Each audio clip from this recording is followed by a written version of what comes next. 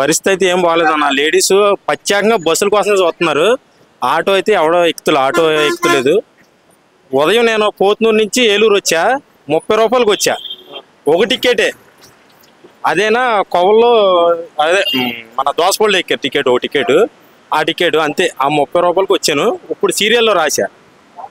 Serial ఇప్పుడు కూడా రాలేదు. ఇంకా నా ముందు 10 బళ్ళు ఉన్నాయి.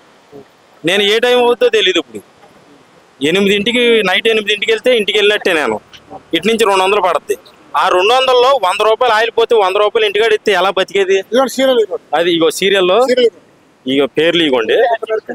అది ఇప్పుడు నా బండి ఎక్కడ ఉంది చూడండి, సీను ఇదిగో ఇక్కడ ఉంది.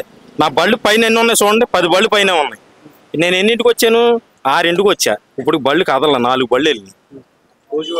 ఇప్పుడు టైం ఎంత అయింది చూడండి, 3:30 అయింది. ఎప్పటికి వెళ్తా నేను? ఇప్పుడు జగన్ గారు ఉన్నారంటే జగన్ గారు అయ్యంలో 10,000 వేసారు. ఆయన వేసారు కానీ ఫ్రీ బస్సులు పెట్టాల. ఇప్పుడు ఈ గవర్నమెంట్ ఫ్రీ బస్సులు పెట్టి ఇప్పుడు మా నెత్తి మీద పెట్టినట్టు ఉంది ఈ భారం అంతా. మేము ఎలా పోషించాలో మా పరిస్థితి ఏంటి, మా కుటుంబాల పరిస్థితి ఏంటి? 100-200 ఇచ్చుకెళ్తే ఇప్పుడు మనం ఈ రోజులు బట్టి మనం బతకగలం అసలు?